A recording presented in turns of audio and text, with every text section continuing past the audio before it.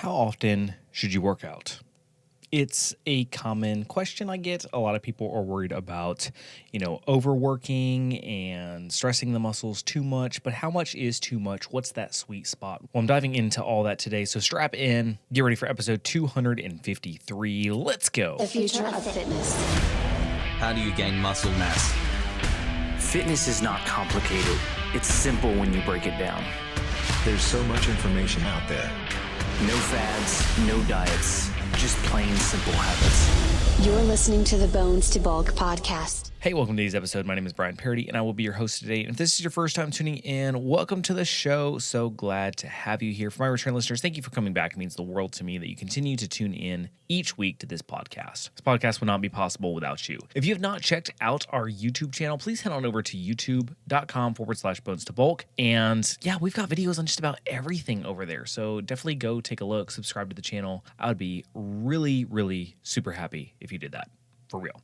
All right, with that being said, let's dive in. So when it comes to how much should you work out, how much is too much, there's a lot of, varying opinions on it. Now, first off, a lot of it depends on what your level is. If you're just starting off, I don't recommend you work out every single day because you're going to burn yourself out really quick. You're not used to working out. You're going to get tired really quick. So it's probably not the best way to start off. So what I recommend is at minimum 4 days a week. If you're just starting off, minimum 4 days. Now, I think 5 days is kind of the sweet spot, but I get that maybe you only have 4 days you can commit to it, and that's fine. Working out 4 days a week allows you to break up your muscle groups. So kind of how I would structure that is I would do chest and triceps on one day. I would do back and biceps on one day. I would do shoulders on one day, and I would do legs on one day. And that would be my 4-day split. Now, you might be asking, what about core or abs, things like that? You can always throw in a couple ab exercises after each day, just a couple. You're not going to overwork it by working out every day. And that brings me to my next point.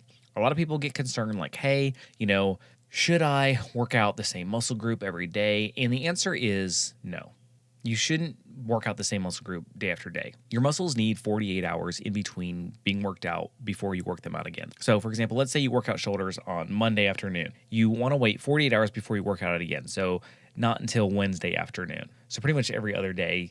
Now, hour-wise, it might change if you work out, at 7 p.m. on Monday night and then 9 a.m. Wednesday morning. It's not quite going to be 48 hours, but you kind of get the idea. Now, as far as if you're doing a 4-day split, where to put your rest day, really it doesn't matter because you're breaking up your muscle groups. It doesn't matter if you put your rest day in between your days. It doesn't matter if you just take 3 days off and then go back into it. It really doesn't matter too much. So it's kind of up to you. Now, if you're doing a 5-day split, kind of the same thing. It doesn't matter if you take 1 day off in the middle and then another day off at the end. And also, what do you do on that 5th day? If you're hitting all the muscle groups in those other 4 days, well, on your 5th day, I would recommend doing a circuit. So pick 2 exercises from each muscle group and run through it.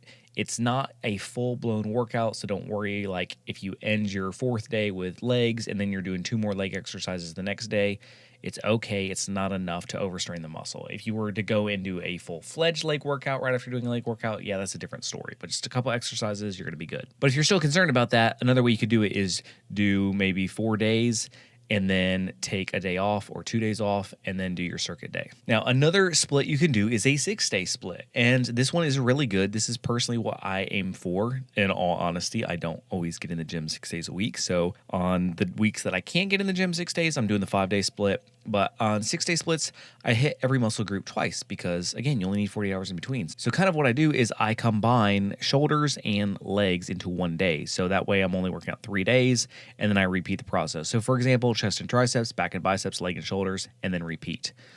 I usually try to hit the same amount of exercises for both muscle groups in a week. And whether that looks like doing 5 chest, 5 tricep both times, or if it looks like maybe doing, maybe let's say the first Monday I do chest and triceps. Let's say I do 5 chest exercises and 3 tricep exercises. I might flip that the second day of the week that I work those same muscles. So let's say, chest and triceps Monday, then I go through my back and biceps on Tuesday and my legs and shoulders on Wednesday, and I'm back to chest and triceps on Thursday. Well, if I did 5 chest, 3 tricep on Monday. Now I'm going to flip-flop it, and on Thursday, I'm going to do 5 tricep, 3 chest. So each muscle is getting the same amount of work being put into it each week.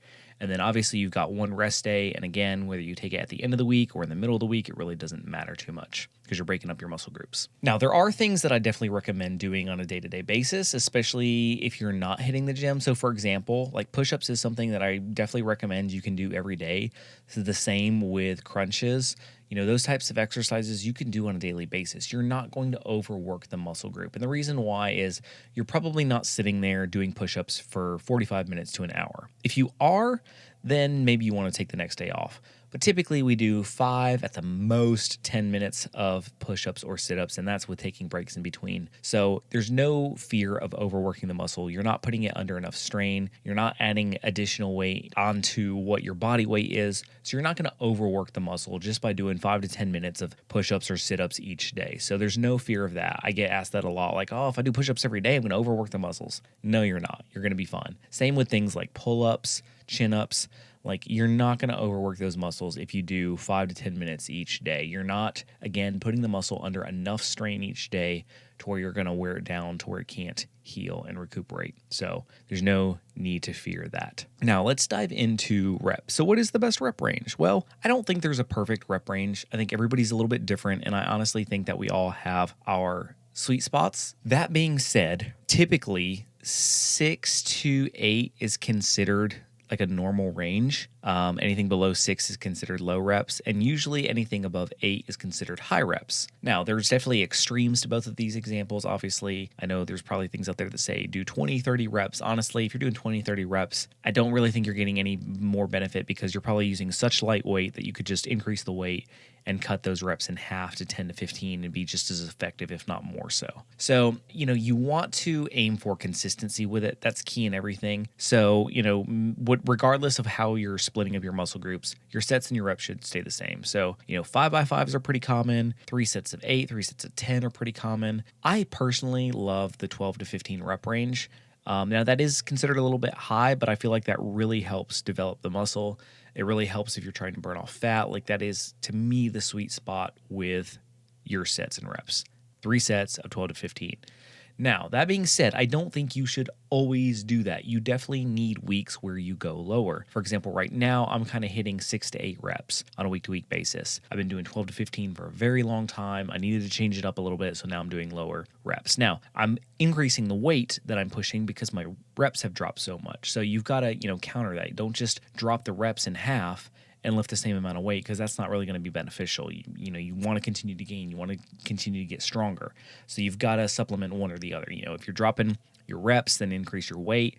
If you're dropping your weight, increase your reps, so to speak. Hopefully that makes sense. So the thing is, don't get too caught up in the perfect formula, because in all honesty, there's not a perfect formula. Any workout you do, whether you're doing 5x5s, whether you're working out 3 days a week even, like, workouts, it's never going to be like, don't ever go into it with the mindset of, well, I can't get a full week of workouts in. I can only work out 2 days this week, so there's no point in me even doing it. And believe me, I run into a lot of people that have that mentality. No, get in a workout. Even if you can only work out once a week, do what you can. Every little thing you do is going to add up. And it's, I say the same thing with food. Like, people are like, oh, if I'm not changing my whole diet, then there's no point in starting. Really? Why? Why not cut out the soda you drink every day? That one thing can make a huge impact. And then as you accomplish that, it's going to give you momentum and motivation to then do something else. So, like, build upon what you're doing. Don't be afraid to take small baby steps. Don't feel like you've got to go in and just have everything on point. Like, don't overthink the plan and the method and having all that perfected. We can get lost in the details, and the whole saying paralysis by analysis is so true, especially in this case. So just get in there and knock out some reps, knock out some sets. Like, you're going to be okay. Even if it's not perfect, it's still good.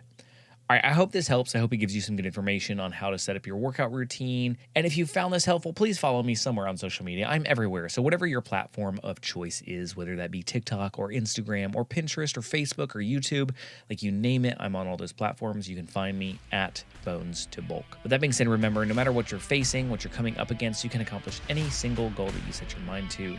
You've got this.